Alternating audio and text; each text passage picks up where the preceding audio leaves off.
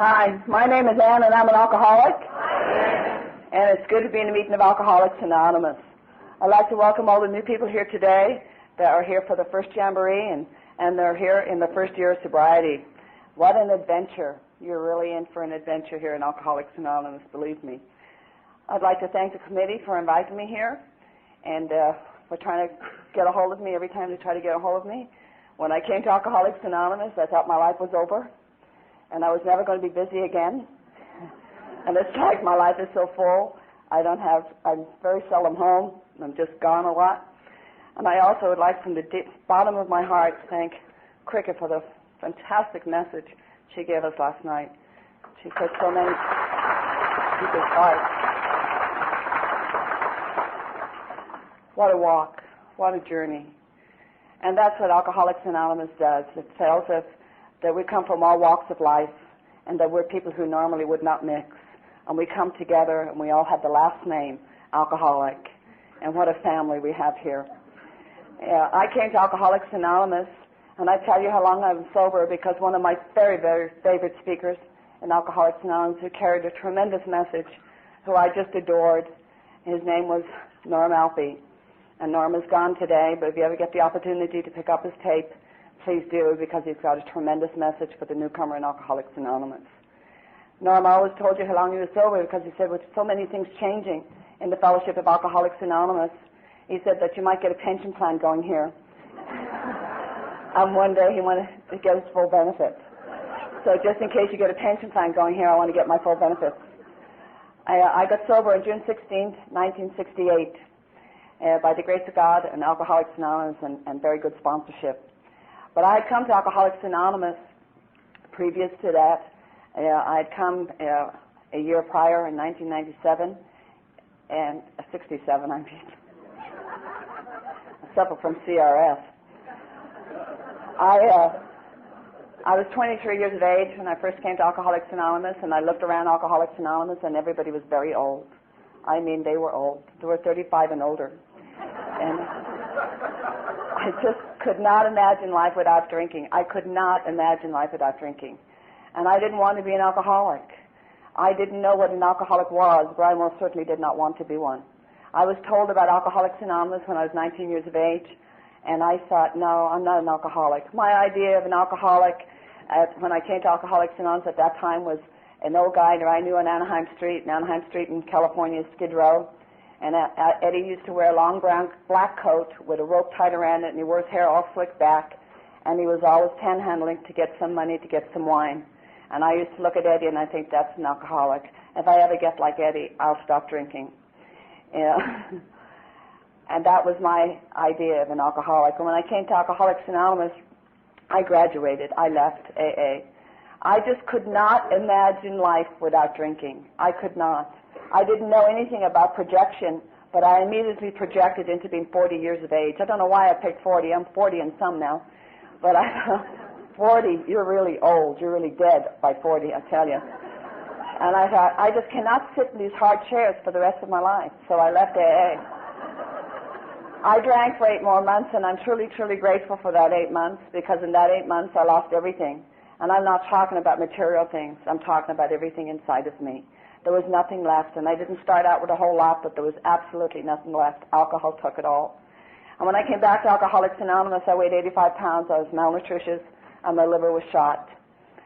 And on the Sunday morning, you know, I've had some physical problems in the last 2 years. I was diagnosed with cancer 2 years ago. My hair was supposed to grow back red, and darn it, look, it grew back gray.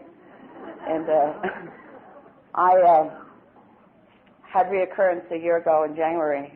So I can't tell you that it's been a hard 2 years. I can only tell you that it's been a learning 2 years.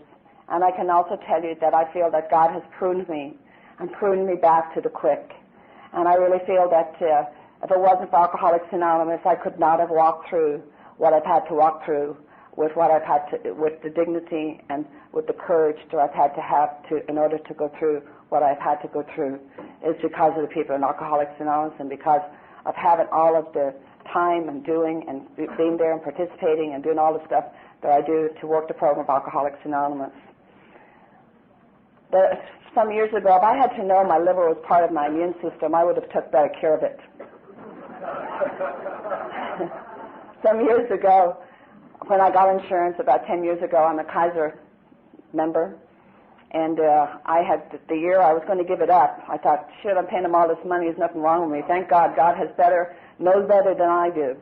But the first time I got a physical, Kaiser was very, very impressed with my liver. And, they never asked me if I was an alcoholic, and I'm not ashamed of being an alcoholic.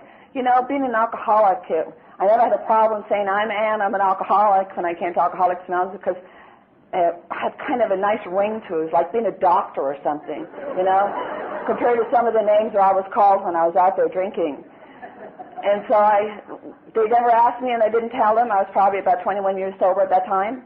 And I went in to get the results of that physical, and the doctor looked at me, and she gave me all the results, all the little things they'd taken, the blood work, and then she looked at me and she said, we're really concerned about your liver. And I said, oh, really? She said, yes.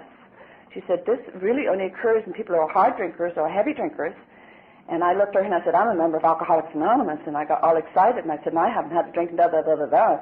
And she looked at me dead right in the eye, and she said, do you know that if you drink, you'll die? And I looked at her right back, and I said, no shit.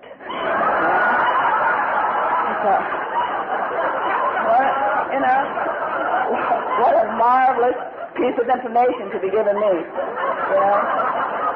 If I know anything today, I know as I stand up here before you this morning, my disease is progressing. If I know anything, I know that. And you may ask me, how do I know that? If you're new here in Alcoholics Anonymous, how I know that is I've had the opportunity to say, if you want to call it an opportunity, you just sit around Alcoholics Anonymous and watch some of your friends go back out. You just sit around here, and I'm not talking about people with 2 years or 9 months or 6 months or a year. I'm talking people with lots of years of sobriety, lots of years. And it breaks my heart because something happens. And whatever it is, Cricket said last night, and I always have to remember this, I've got to stay small in Alcoholics Anonymous. I've got to stay small. There's no big shots in AA. We're all just members. And the one that is in control here is God.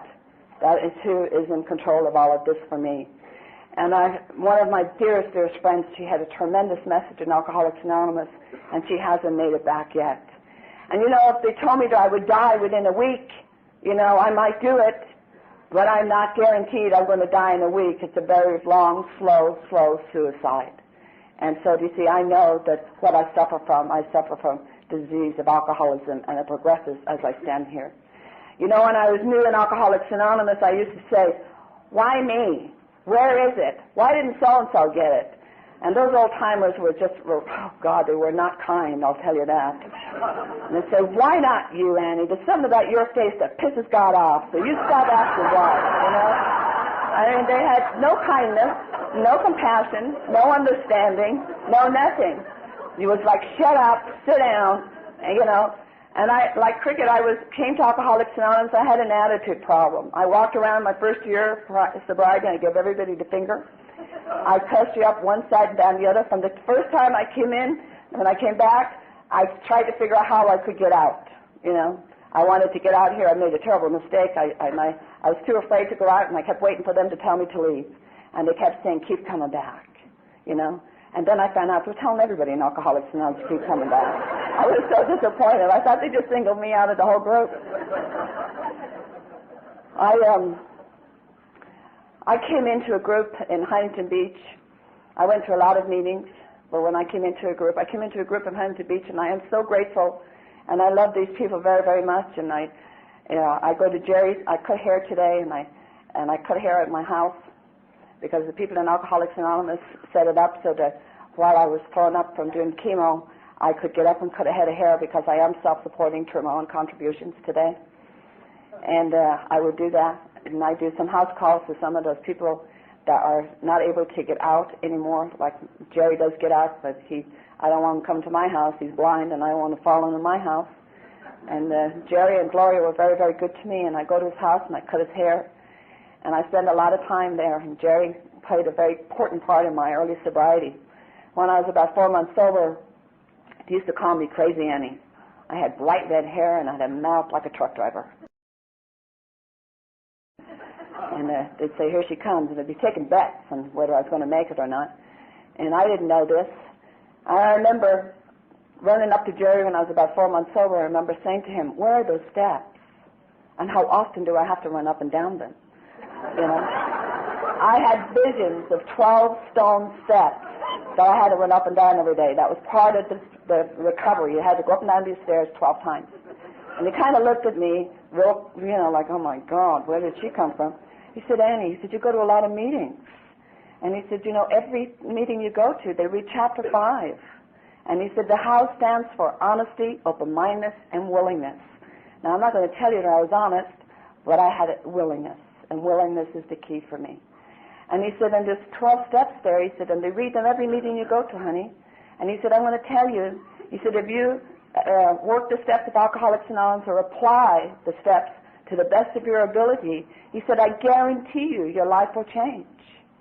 And if you're new here today, if you apply the steps to the best of your ability, I guarantee you your life will change. It may not change the way you want it to change, but it will change. You know, because nothing ever comes to stay here in Alcoholics Anonymous. It always comes to pass. I got me a sponsor, and I love this woman very, very much. She became everything to me. And she was my sister, she was my mother, she was my best friend. And she was very, very gentle, and she was able to take me down when she needed to take me down, and she gave me directions. And she was the first person in my whole entire life that I can honestly say that loved me unconditionally, and it took me a long time to realize that with her. And that woman told me on a daily basis that I was a child of God and God loves me.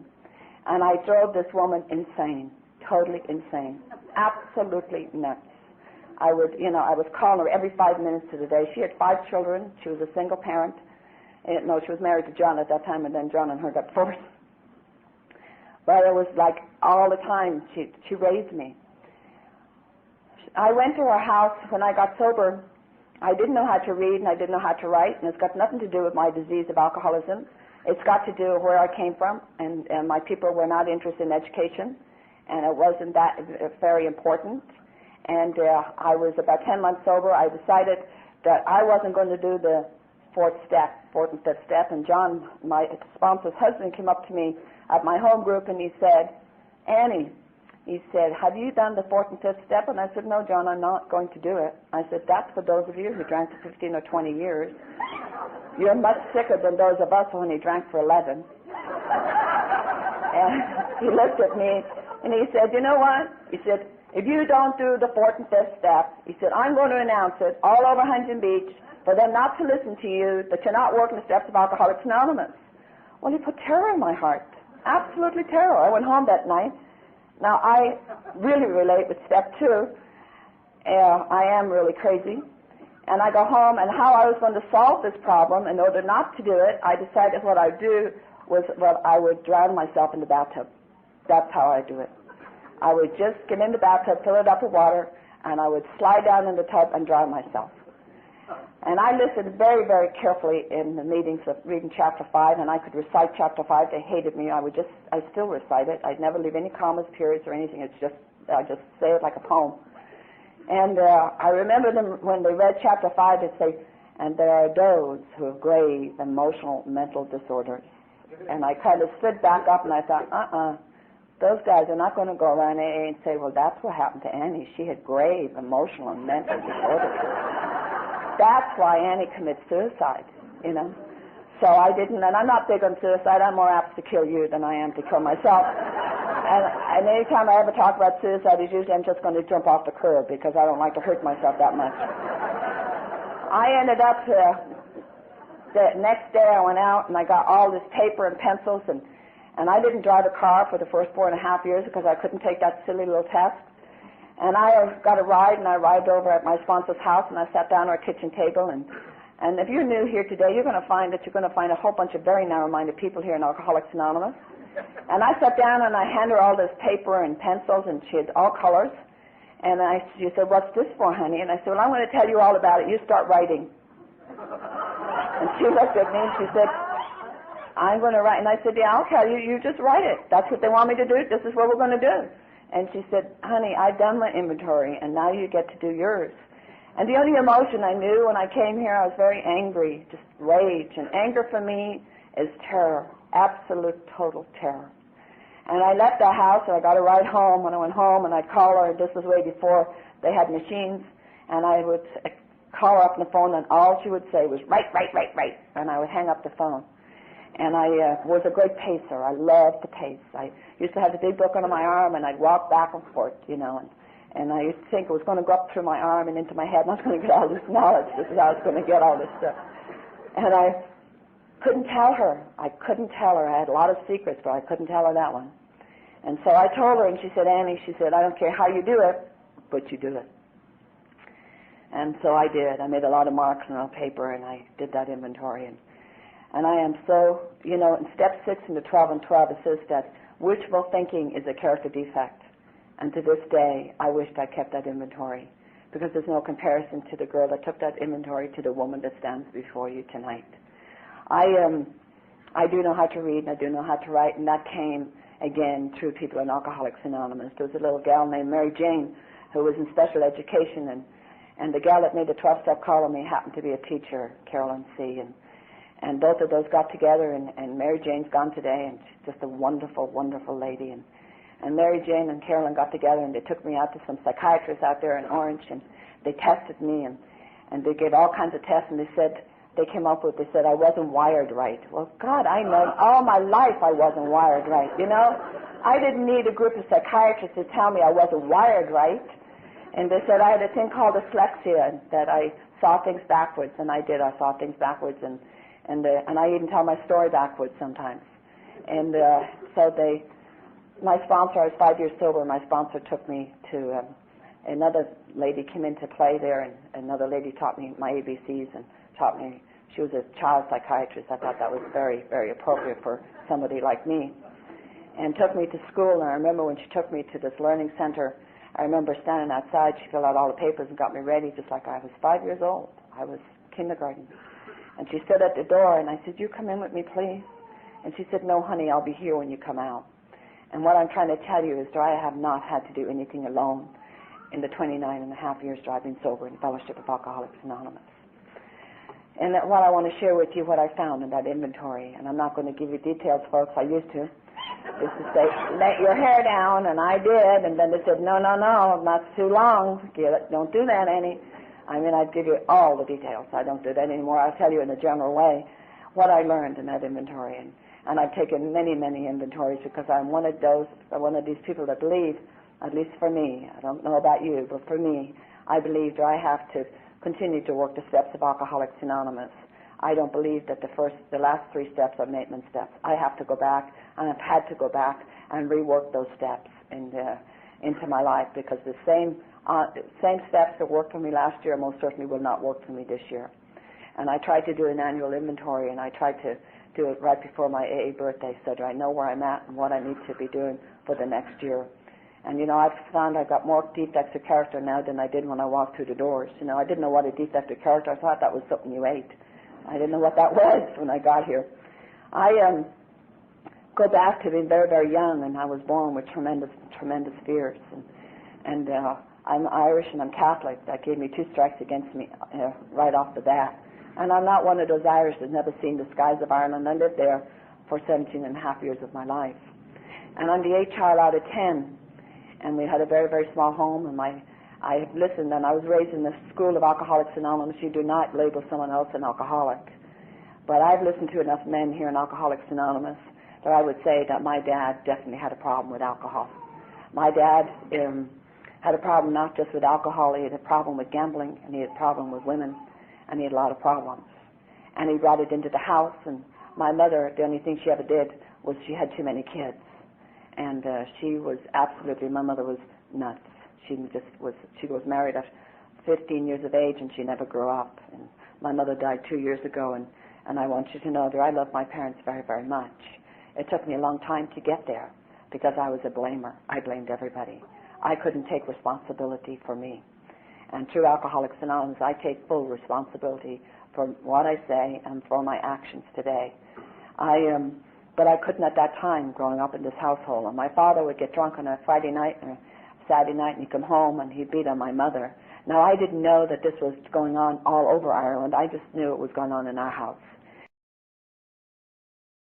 And I remember as a child, I'd be upstairs in that bed, and I'd have the pillow over my head, and I would be terrified, but I'd be praying to that God that they were teaching me, and I was afraid of him too. And but I was praying to him, I'd say, please let him kill her, or maybe she'll kill him, or maybe I would die. I prayed a lot to die. And I got the next morning, I had all these things going on inside of me, and what there were was guilt, remorse, and I was a very, very bad child for thinking all these bad things of my parents. Now, I didn't know that until I came to AA. And I went to Catholic school, not because they were rich, simply because that's all there is in the part of Ireland I came from. Now, I tell you this part of my life simply because I really believe, for me, I was getting ready for alcohol way before I picked up a drink. I really believe, for me, that if I had not done alcohol, I would have gone absolute stark raving mad. Alcohol saved my sanity until one day it turned on me, and I found a fellowship called Alcoholics Anonymous. I went to Catholic school, like I said, not because we were rich. And people used to say to me, how come you didn't get an education? And I used to say, because I had frustrated Irish nuns. The big book of Alcoholics Anonymous says, the brainstorms are not for us. And I had my first brainstorm in second grade. And I remember very well, we had catechism every morning when we went into school. And every morning we had to memorize, and I couldn't memorize because we had this very small house, and I never slept in a bed by myself either. There was always 4 or 5 of us in a bed. And I used to hide under the coal hole. That's where I used to find my peace, because my mother would start yelling, and she'd go down the list of names and who she wanted. And if you happened to be there right in front of her, you got it, I was, up the side of the head. And so I was kind of trying to avoid all of that. And I couldn't memorize the catechism, and I was just so full of the fear because of the anxiety and the stuff that went on. There was a lot of anxiety. The only time the Irish in our house was when they were telling you to love you, they were usually throwing you to the other side of the house. And so I went into school this day, and I decided I was going to get this nun before she got me. I had made that decision. I thought, I'm so tired of getting that round ruler down on my knuckles. Boy, she'd just come right down on my knuckles. So she asked me the question, and I couldn't answer it. And she grabbed it. I jumped out of the seat, and I up and slapped her across the face as hard as any little second grader can hit somebody across the face. And there was a blast petition in this particular classroom, and Mother Superior just happened to be teaching that particular day. And she just happened to turn her head, and she just happened to look and see me do it. And she came running in. She grabbed a hold of me. She had the big black robes, and the big cross and the rosary was down there, and the white thing on the head and the veil. And she's coming in, she's furious. And she grabbed me by the back of the neck. She kind of shakes me like a puppy dog. And I stood there and looked at Mother Superior and 30 kids and said, I didn't do it.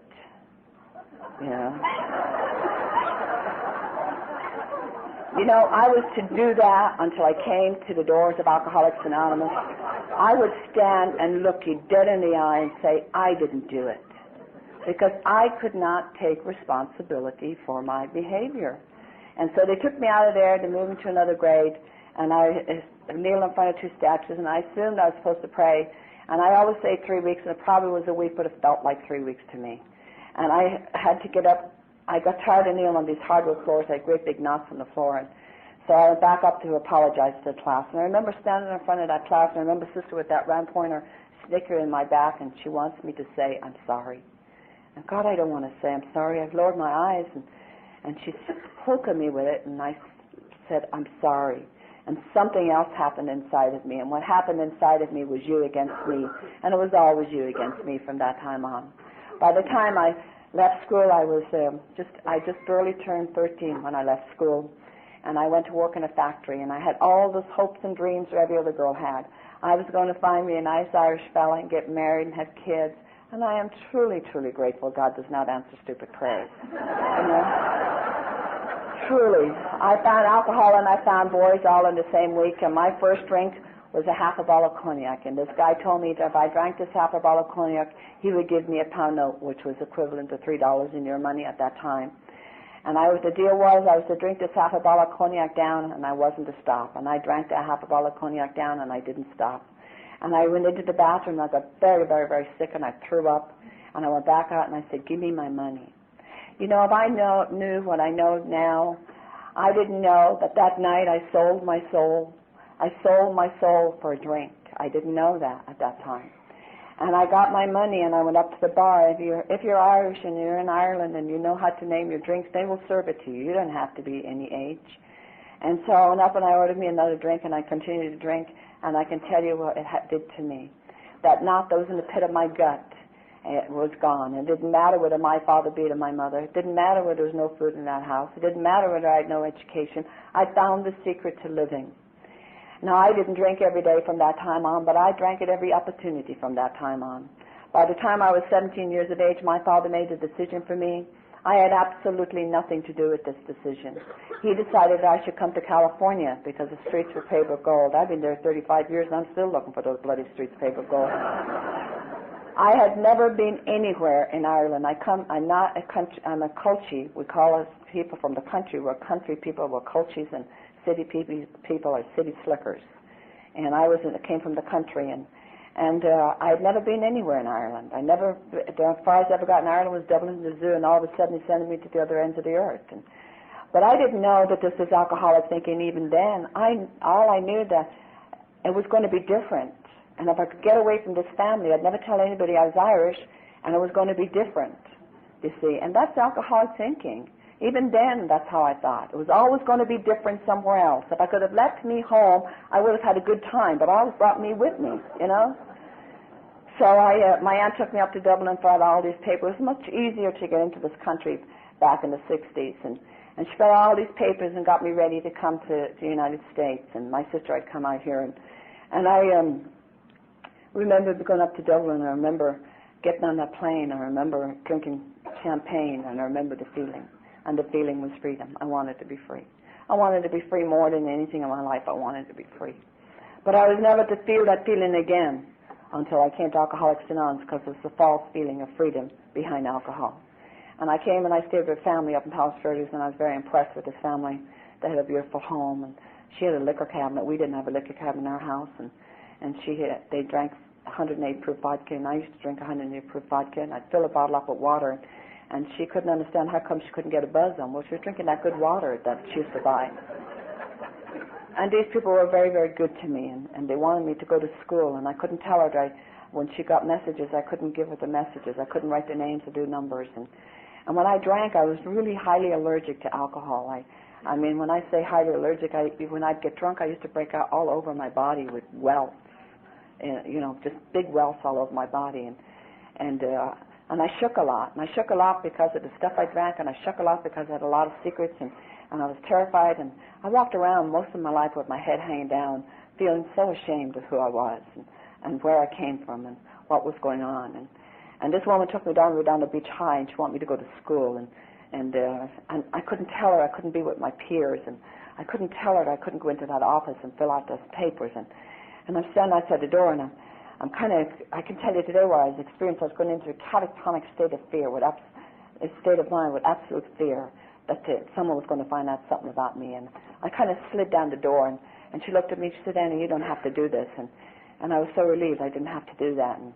And I started running around down the beach pier, and that woman tried to tell these people if they didn't stop serving me that she'd have them closed up. And I left those people, and I was running around down the beach pier, and this was the time when there was a lot of drugs. This was the time of the flower children, and there was heroin was very much in, and everything was in. I never got involved in drugs, and I've got nothing against those of you who did get involved in drugs. I just, by the grace of God, I didn't. And I was, this is a gal, her name is Fran, and she's sober many years in Alcoholics Anonymous today, and she was from Brooklyn, New York, and Franny was a school teacher, and her and I ran around down the pier, and she was really, a real New Yorker.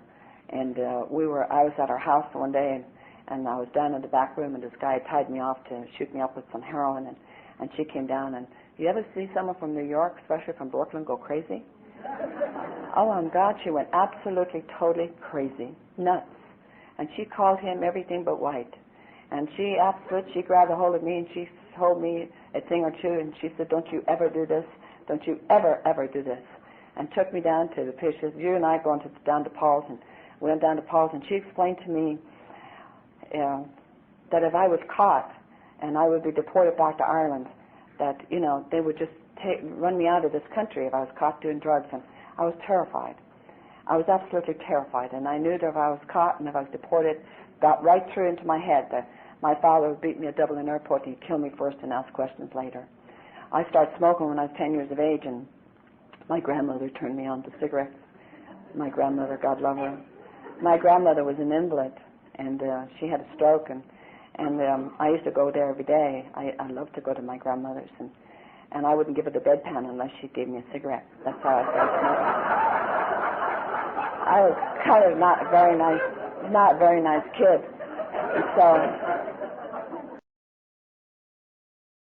And it used to be they were called Woody Woodbines. They were the cheapest cigarettes you could buy in Ireland. And so then she finally taught me how to inhale, and so then she squealed on me, and I took a beating for it.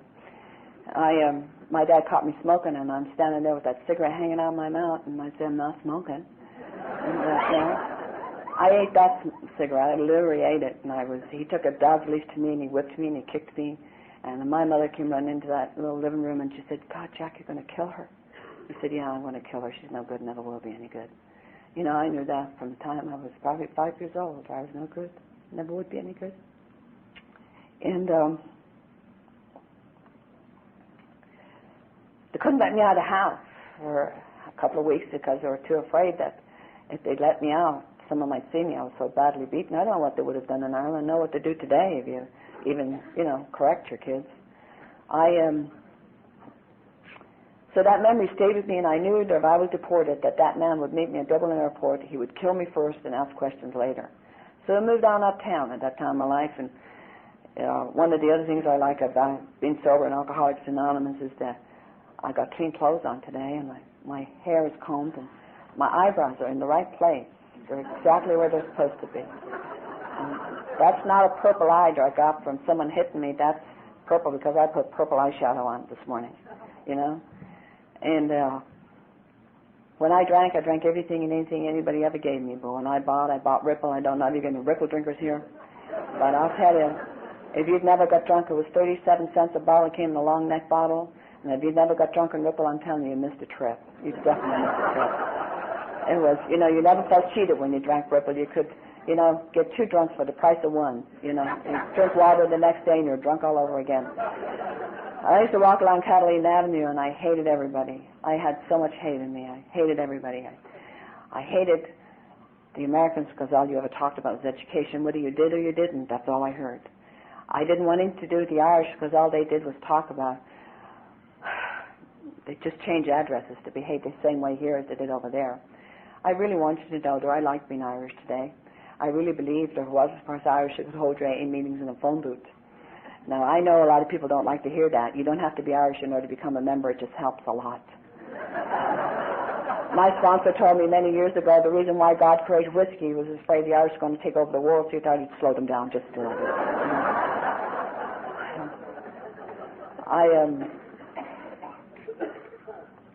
I used to walk around with a paper sack, a bottle, rubber go-aheads, jeans way before they were fashionable, and I'd walk around Catalina in an old T-shirt and give all the cars the finger. And I don't consider myself a wino. I guess I would be a winette.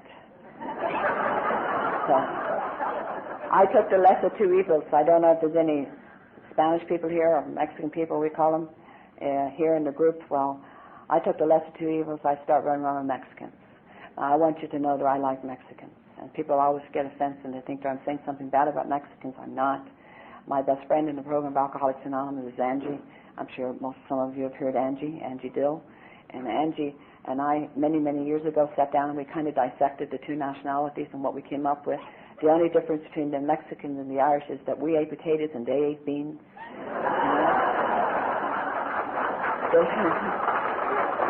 They drink hard, love hard, and beat the hell out of you on Saturday night whether you need it or not. And so I got involved with a group of Mexicans over there in Torrance, Lamita, and I learned to speak Spanish like as a native to the tongue, except it was all swear words. And didn't learn anything else. I didn't have a big resume for a job. I didn't work. I couldn't seem to hold a job. I couldn't seem to hold anything. And so this guy was drinking in the morning. I was just drinking in the afternoon, and he introduced me to the morning drink. It's a very, very, very exciting time in my life. It was jumping out of cars and running, just chasing. The only time you ever see a Mexican go fast is when the cops are after them. They really go after them. Norm Alfie always said that when you drink, don't think. And I got to thinking one day. That was one of the things that, the sign that says think, think, think in Alcoholics Anonymous. And I would come up with some real winners, and I'd bounce it off my sponsor, and I'd say, well, the sign says think, think, think. She'd say, not for you. That's for other people, not for you. You do not think. Do not think. I will tell you what to think. And Norm always said, don't ever think when you're drinking. And I got to thinking one day, I've been running around with this guy long enough, and we ought to get married. I think it was leap year. I'm not sure it was leap year or not. But I had moved all the way from the top of the hill. I'm now living over in Gardena. And I took me half a gallon of Red Mountain wine, drank it, and I got out on the road. I used to do a lot of hitchhiking. I hitchhiked a ride over to Torrance Lameda, and I found him. I want you to know you could smell me long before you could see me. And I proposed to him, and he looked at me and he laughed, and he said, I would marry you if you handed me in a silver platter. Now, I don't know how you handle rejection, but my next thought was, I'm going to kill you, son of a bitch, because one less Mexican in this world, we'll all be better off. I've never owned a driver's license, like I said, until I was 4.5 years sober. I've got pictures of this car. If you ever want to see them, I've got proof I did do this. I got him in the car, and I had the wine between my legs, and we're driving the car, and I thought, now is my big chance, and I was on the Harbor Freeway, and I turned the wheel of the car, and I took 25 feet of guardrail, went down 30 feet in the bank window, and I thought I killed me a Mexican. Now, that's total insanity. I was able to do so many things when I was behind alcohol. It's the craziness. I never gave it one thought that I would get hurt. I just wanted to kill him. That's how much rage I had in me. I almost killed him. And what I learned out of that, folks, is if you're going to kill one Mexican, you got to kill the whole family. For some strange reason or another, they don't take too kindly to you messing with the people, even if they do call you Annie the Irish Mexican. I also learned that when you're running with Mexican people, you never yell cop. Ever yell cop. I yelled cop one time. We were downtown Long Beach, and they used to have telephone booths in California at one time.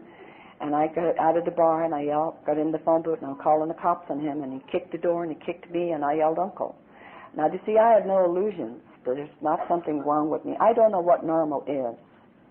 I don't run around with normal people, even in Alcoholics Anonymous. Most of the people I run around are a little off, Now, I don't know what, now, I think my oldest daughter is probably the closest I have ever seen to normal, but I keep telling her husband, save your money because she's my daughter and she's going to need a good psychiatrist one day, The only place I ever get to see normal is on my washer and dryer. It says normal cycle, I like to think that I'm delicate, So I know there's something definitely wrong. I have to assume there is such thing as normal, that people, when they get into these situations, they run and they leave and they get away from it. I don't. I crawl out of the phone booth. I go to the bar he's at, and I said, let's have a drink and we'll discuss this. That's not real bright. The guy just about almost half killed me, and I'm bent over, crawling back to the bar to have a drink to discuss our relationship. I also learned in that inventory that I had some other things that went along with it. I never had a relationship, whether it be with a man or a woman, a friendship, girlfriend. I always got hit for some reason or another. It talks about my type of personality in step 8. It talks about the type of personality I had. I would antagonize, and I would antagonize till you had nowhere else to go but to hit me. I'm not saying I deserved every slap I got. I didn't. But I really antagonized it. There was some stuff that went on was that if you didn't hit me, you didn't love me. I related getting hit with love. I also had something else going on was that I wanted somebody to hit me hard enough. If you just hit me hard enough, it would kill that part of me that wanted to keep screwing up. And you know what I found here in Alcoholics Anonymous? That if you kill that part of me, that's the part you love here in Alcoholics Anonymous. You will kill all of me because that's the part you love here. And nobody has found it necessary. Believe me, there has been several in Alcoholics Anonymous that would have loved to have hit me. I mean, one guy came out of a meeting when I was about a year sober, and he was absolutely livid, crazy. And I have my tennis shoe off, and I'm beating him with my tennis shoe. because he didn't like what I had to say at the meeting. And those old-timers are standing back there, and they're saying, "Don't hit her. Don't hit her. That's what you want." couldn't understand what they were saying, you know. I listened to Cricket last night talk about this. They called a special steering committee meeting when I was 5 years sober to have me. What was that when they impeached me out of Alcoholics Anonymous? Can you imagine impeaching me out of AA because they didn't like how I was running the meeting, because I wouldn't do what those old-timers wanted me to do? And there was this guy that him and I were really good buddies, and I still adore him today. We're good friends today. We had to part ways, and I was starting to get help, and I was starting to get well, and I thought I was getting well, and so they said that it was a time when a lot of homosexuals were starting to come into meetings with California, and I've got nothing against homosexual. That's your preference of life, and that's fine with me too. I don't have any issues with anything today.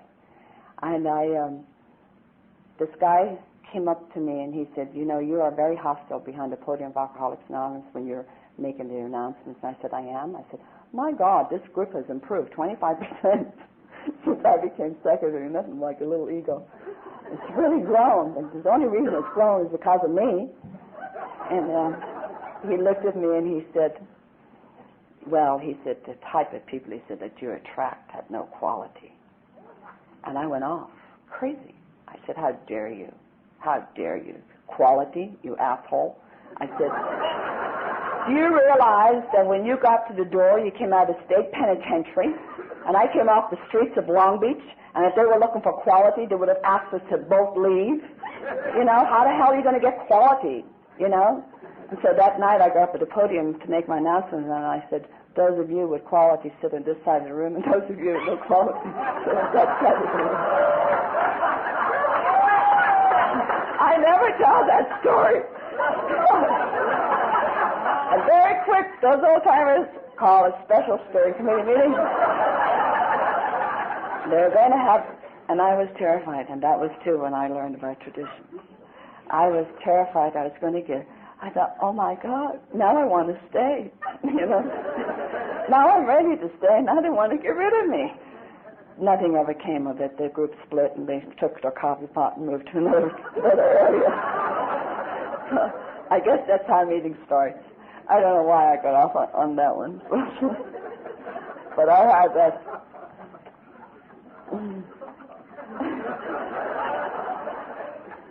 But I had that thing, and I ended up in Arizona with this man. I couldn't let go. I had the obsession for alcohol, and the obsession for men was unbearable. And I almost got that wish that someone wanted to kill me. And I was in Prescott, Arizona, and it took me years to remember where I was. And I was very drunk, and I was very belligerent. I said some stuff to this guy's wife. I don't know what I said. I used to say a lot of things.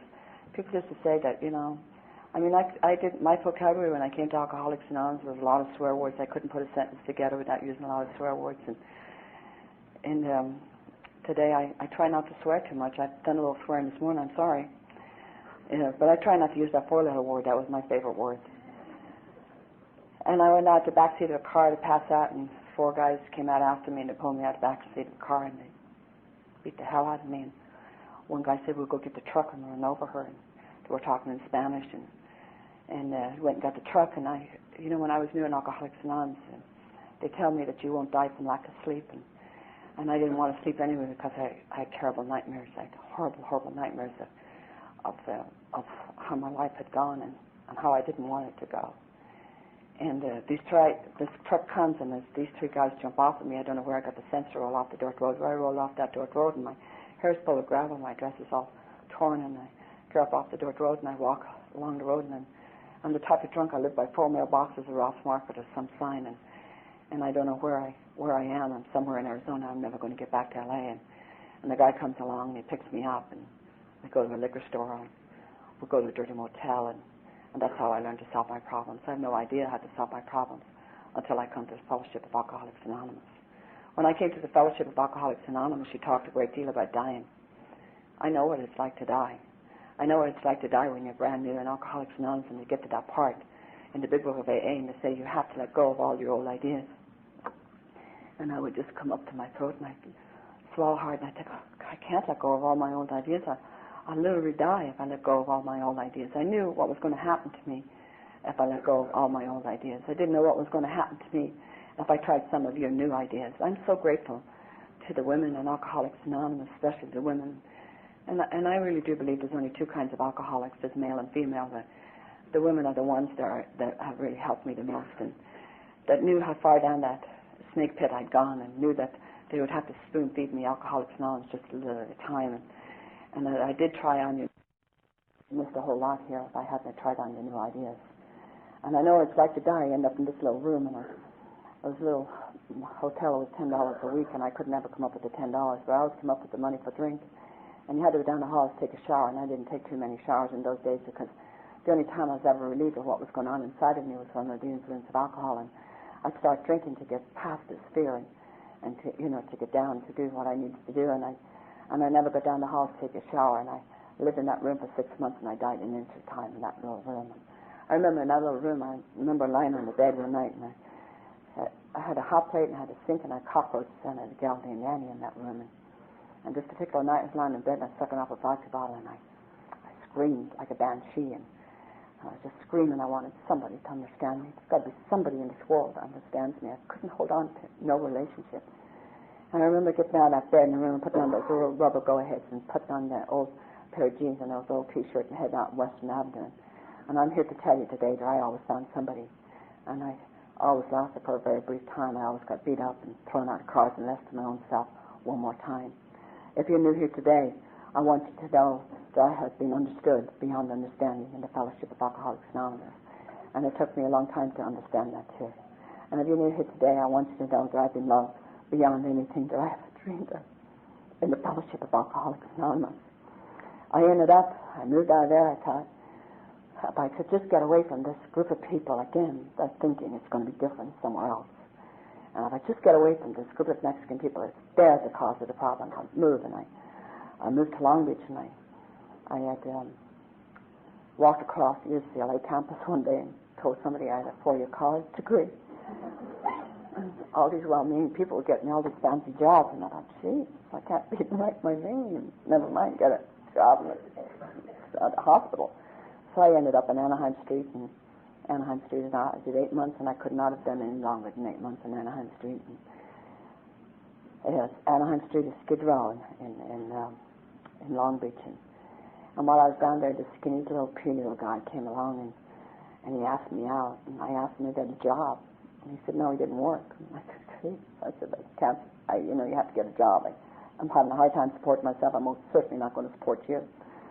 And so he got himself a job, and he gave me 2 of the blackest eyes I've ever owned in my whole life. And I knew that we were in love. My thinking is not that great. I mean, my eyes were black. My whole face was black all the way down to here. I mean, there was just, the biggest sunglasses would not cover those eyes. And we had gone together all of 6 weeks. And we got married. And we moved to Minnesota. And I met his mother and his father, and they were beautiful people. They were very, very good people. I really liked his family. I didn't like them then. His mother didn't drink, she didn't smoke, she didn't gossip. She went to church on Sunday, she didn't screw around, and I had absolutely nothing in common with her. I thought, my God, I should have checked this guy out a little bit better before I married him. And I really thought that I was going to be, I wanted, marrying him meant that I could drink in the manner I always wanted to become accustomed to drink every day, and he was taking bottles out of my purse and tell me when I could drink and when I couldn't drink, and he wanted me to fix him breakfast, and he wanted to fix dinner, and I thought, my God, I married you. Isn't that enough? And 5 months into this marriage, I decided I'd made a terrible, terrible mistake, and that I ought to get back to California and find that Mexican that really loved me.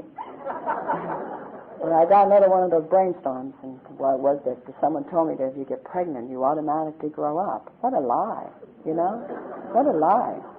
So I got pregnant, and 5 minutes after I'm pregnant, I don't want to be pregnant anymore. The doctor put me in beer and wine. I used to have 1 glass of wine a day and 1 beer a day, and I was having a 6-pack a day. And I spent that 9 months by the toilet bowl, and there was 5 other girls in that apartment building that had babies, and each one of them came home, and they're all real happy. And I was the last in that building to go in to have a baby, and I wanted the same feelings that those moms have. And I had my baby, and I put my baby in my arms, and God, I hate this part of my story, but I'd really love to tell you that I just loved her from the very moment I put her in my arms. That I got an overwhelming feeling of responsibility, and what do we do now? And I took that baby home, and God, I wanted to be a good mom. I wanted to be a good mom, and I didn't know how. And the big book saves me there. It says, we cannot transmit something we don't have. And I couldn't give to that child something that I didn't have. And I very quickly started to do what was done to me. And many nights my husband had to take me off of her. And I started to leave home, and I couldn't stay home. I had to get out in those streets. I had to go. Because I couldn't stand somebody loving me or wanting to take care of me. I still have a hard time with that today when I was doing my treatments and people coming over. It was so difficult to allow you to help me. I'm sorry, I'm being a wimp. I'm sorry. I guess it's Valentine's Day and I got no friggin' Valentines.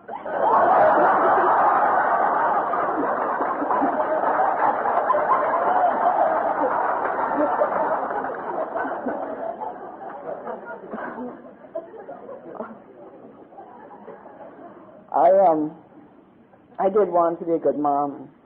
I loved that girl so much today. And that's where the women came in, because see, like cricket, I couldn't let you touch me. I couldn't let you hold me.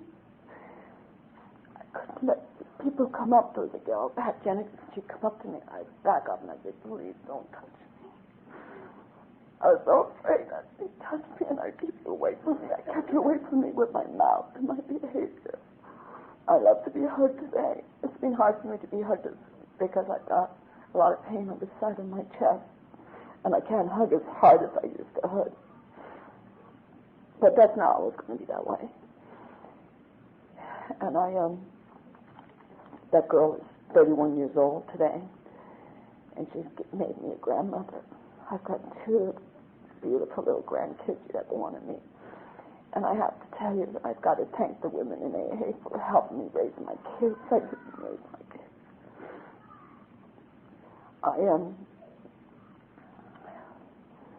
I abused that little girl up until long after I got sober.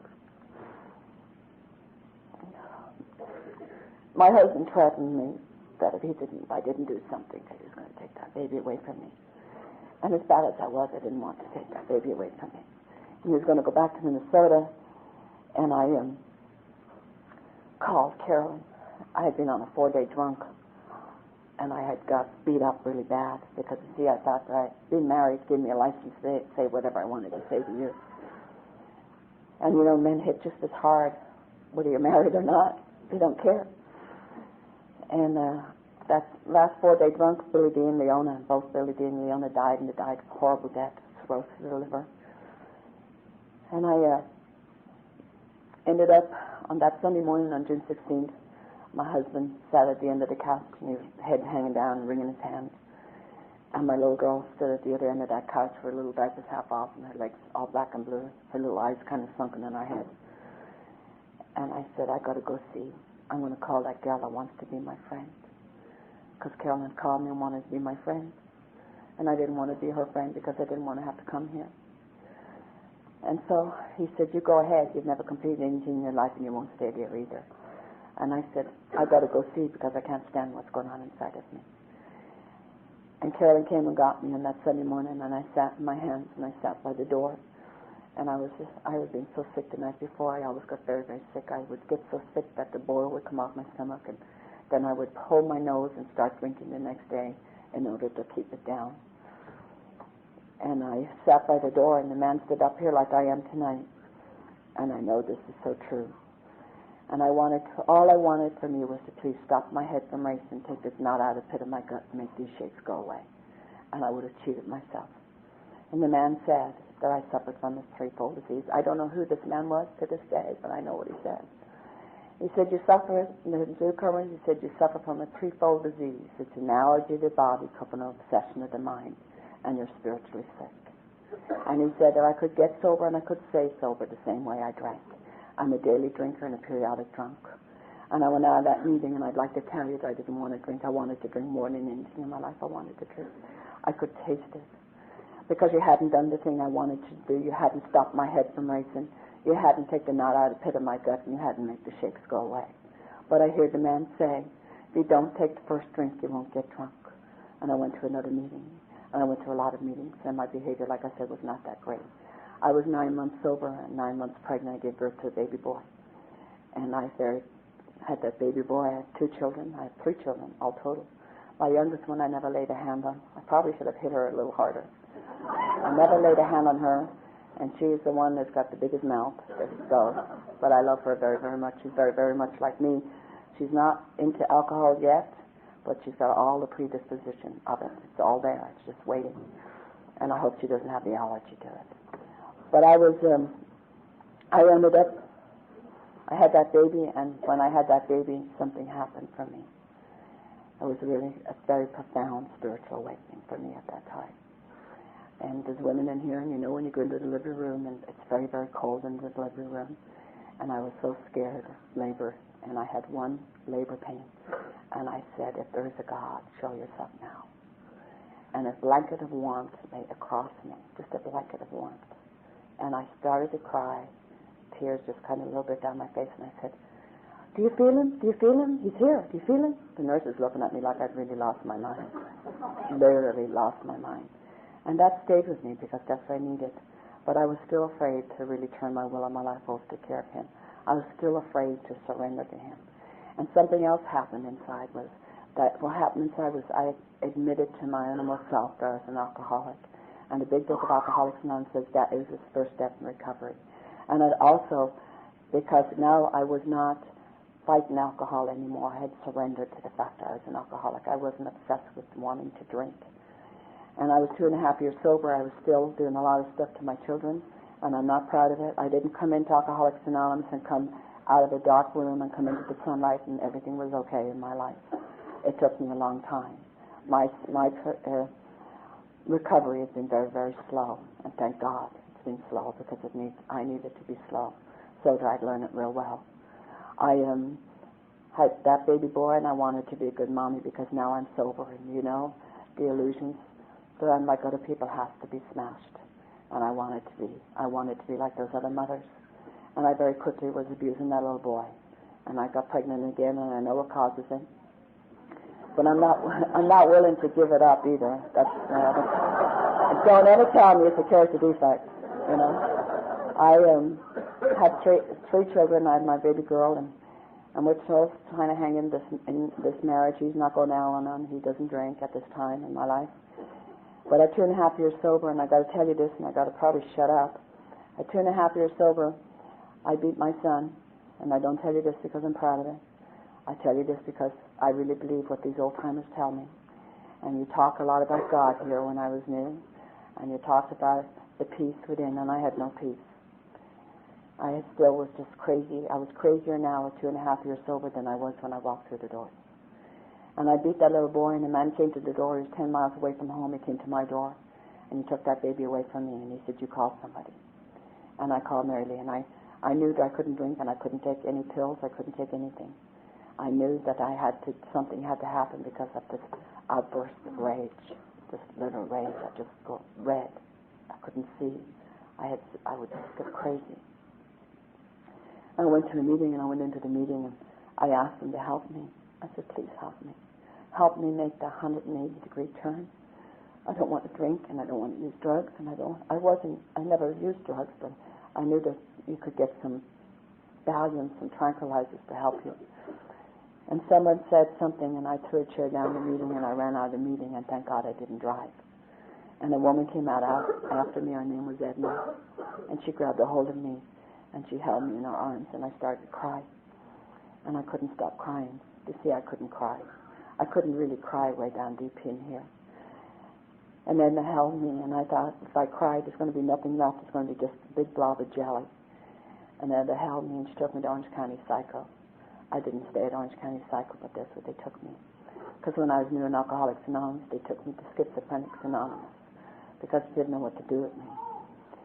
And Edna, the Big Book of Alcoholics Anonymous, taught that there are those of us who felt that we were reborn. And I was reborn that night in Edna's arms. And Edna was 9 years sober, and 3 months after Edna gave me life, Edna committed suicide. And to this day, I don't know why Edna committed suicide. But she gave me life, and I mention Edna every podium I go to. Because Edna will always be a big part in my life, because you just don't know who's going to be there. You don't know who God's going to send to you to help you along the journey on your road. I ended up with a psychologist, and I'm not here for plugs for psychologists, but I had done that fourth and fifth step, and I'd given it away, and I'd taken it all back, and I pushed it down, because I couldn't forgive myself, and I played God an awful lot in my own life. And I ended up with this man, and he never charged me any money. I think I gave him $1 in the last session. And I want you to know those old timers were really grateful I was going. They keep saying, you keep going, you better keep going. You keep going, you better keep going. You know, I mean, they were so down on Amy because they'd all spent thousands and thousands and thousands of dollars on psychiatric and you know, and really resented it. And he told me that I wanted someone to love me, and I knew there wasn't anybody in this world who could love me. I was never told I was loved. I wasn't brought up. I was dragged up. I was one more mouth to feed in that house. And I don't blame those people. Those people never were told themselves, so how could they give me something they didn't have? I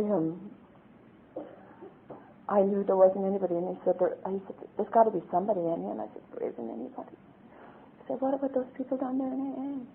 I said, oh, those are people who only tolerate me because the only requirement for membership is the desire to stop drinking. You know? And God only knows I don't want to drink. My sponsor, who loved me so and still does, would tell me, like I said earlier, on a daily basis, you're a child of God and God loves you, Annie. And I love you. I went home and I called her up, and it was little Eleanor used to take me with the 3 kids in the car, because I didn't drive. She'd take me out to Orange County to this psychiatric unit. And before that, I had my son tested because I knew he was the problem. That was the wrong. He needed it. And they said no, they wanted to see me. And I called Lois up and I said, Lois, I said, do you love me? She said, Annie, I love you so much. And I came to believe that there was somebody that could love me. I couldn't love you. I didn't own it. I started touching my children. I started holding my children. I love my kids so much today. Every time I see them, we hug. My kids have been absolutely, absolutely wonderful through all of the stuff that I've had to walk through. They have been there for me. And the people in Alcoholics Anonymous and the women have been there for me. I was 5 years sober. Nobody ever asked me to be their sponsor. Nobody. Those old timers used to get the newcomers and move them away and say, don't talk to Annie, just come over. She'll be okay. And they do it in front of me. They used to call me crazy Annie right to my face. They didn't go behind my back and say it. They said it to my face. You know? This little gal came into the program, and I was watching Cricket sit with her legs up underneath. Well, I had this little gal who came to the program. Her name was Cindy, and Cindy had long blonde hair, beautiful blonde hair. She had the bluest eyes, blue, just crystal blue, beautiful. And she asked me to be her sponsor. And nobody ever asked me to be their sponsor, and I said I would help her as much as I could. And she wrapped her legs around her neck. She used to sit in meetings with her legs wrapped. I can't say the words, so I don't say it. She'd sit in meetings with her legs wrapped around her neck. And one night I went down to my home group where we all went, and I walked in, and I was over talking to the secretary, and this guy came up to me, and he said, Annie, he said, Cindy's over there by the door, and she was hallucinating. She was 6 weeks clean and sober, and she'd used a lot of drugs and a lot of LSD. And he said, are you a sponsor? And I said, yes. He said, you need to go over there. And I was so scared, I was so scared I did something wrong. And I went over, and I took her legs down, and I put them down where they're supposed to be. And I took her out of the meeting, we went into the bathroom, and I sat down on the floor because there was nothing there to sit on. And I took her in my arms. She looked at me, the bluest eyes I've ever seen in anybody, and she said, Annie, you love me. And I felt love for the first time for another human being. And my tears ran down. It was like electricity running through my whole body. And I looked and I said, my God, Cindy, I do love you. Now I had 3 children, and I never got that from my children. And I really believe that it's not what God wants me to give you. It's what God wants me to learn through you. And I've learned a lot through you. I ended up sending my kids to Catholic school.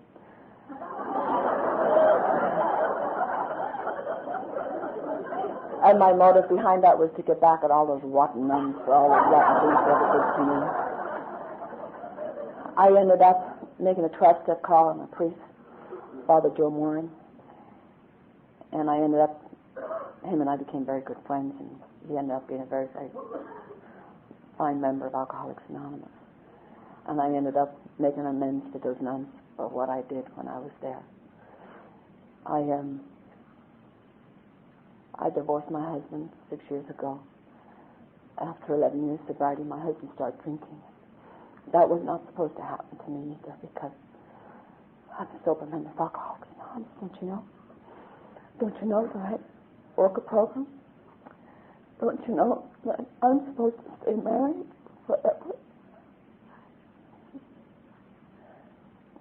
I was very angry at God. Really angry. I thought, it's not fair. I've done all the stuff. I've done all the H&I. I've done all of the 12-step work. My marriage should work. I bitched about it for years. He just started drinking, and I tell you, I gave some of my finest talks at my kitchen. I used to have the big book on tape. I still have it on tape. I played the big book. I get in sleep, and I put it on tape. And thought he'd get it at night, you know, and he'd be sleeping. I'm really a good candidate for Al-Anon. I did go to Al-Anon. I took him. I got involved in Charismatic. Now that's the Catholic thing. And I took him. I had them pray over him. And finally, about 6 years ago, it was in November 6 years ago, I got very, very suicidal. And I knew I couldn't drink, but I thought blowing my brains out looked pretty good. You know, I mean, here I am saved. Here I am going to all these meetings and doing all this stuff. And this joker I'm married to can't get it. Well, you know, alcohol is much more powerful than me. And so my daughter, my oldest daughter, had to tell me, she said, Mom, you got to go. You can't stay here. Dad's not going to change. And I want a mother. And I see you're going to end up killing yourself. And you've got to go. My other daughter told me the same thing. And I left. It wasn't easy. It was not the easiest thing I've ever done in my life. But it's the best thing I've done in my life. Because I've given him the freedom to do what he needs to do. And I have grown up. And I have done a lot of things. I learned to take care of myself, write my own checks, and pay my own bills, and be self-supporting through my own contributions. I am very, very, very blessed. Very, very, very blessed. God has been very, very kind. When I got diagnosed with cancer, I did not blame God. I don't believe God does these things to us. I believe that He puts them in our lives, at least for my life, to see how I'm going to react with it and see what I'm going to do with it. I'd like to close. I read a lot of spiritual books, but my favorite book is Gabron. And I always close with this, because it helped me so much. And those of you who have got children and are trying to raise children in Alcoholics Anonymous, my kids have all turned out real well. And this helped me a great deal with my kids when I was raising them. Gabron says to our children, come through us. They're not of us. My children came through me, but they're not of me. My sponsor told me many years ago, they're only on loan to me. They're only truly a gift to me, a gift from God. And I can only be there to guide them. And I can't get into their world no more than they can get into my world. And I came through the people I came through, but I'm not of those people I came through. I'm of the people of Alcoholics Anonymous. Because you are the people. You're the ones that walked the extra mile with me when nobody else would walk with me. You're the ones that held my hand when nobody else would hold my hand. You're the ones that seen an Annie that nobody else ever gets to see. And you bring her out, and she walks tall today with dignity because she is a sober member of Alcoholics Anonymous. How am I ever going to thank you for all you've given me throughout the years I've been here with you? God bless each and every one of you.